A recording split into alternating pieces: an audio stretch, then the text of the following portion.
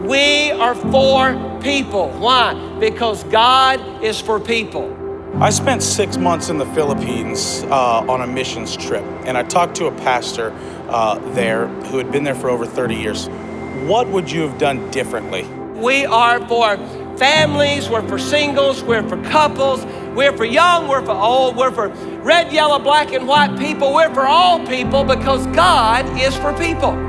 And he said, Gabriel, if I would have done anything differently, instead of planting a church with thousands of people, I would have had 1,000 churches. People don't travel for places. That's why there's a 7-Eleven on every corner. You need to be where the people are going to come.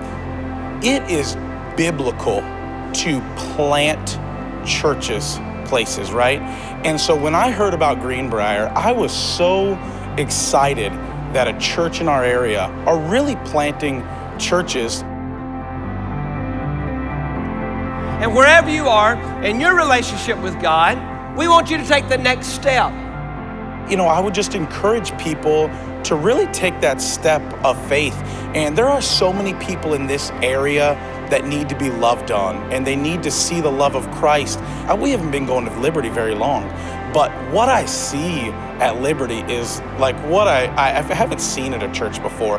We are taking the good news, the best news of all, to Greenbrier and the surrounding area.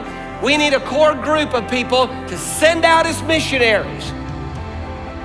I would just say, do you want to just do what you're always doing? Do you want to just always sit in the pews? Do you always want to be there? Or do you want to be a part of what the Lord really set forth in the New Testament? Do you want to be a part of things that are growing and something that's happening, and be able to be in a core group of something that's just exciting and something that you can look back on in 10 years and go, man, look what I was able to be a part of?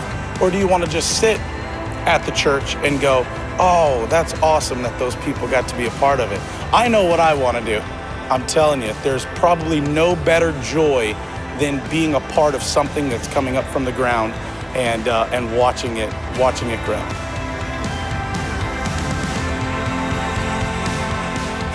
And it's always hard to get people to step out of their comfort zone. But the Lord was always getting everybody to step out of their comfort zone, right? So he was always pushing the limits on where you should be and what you should be doing.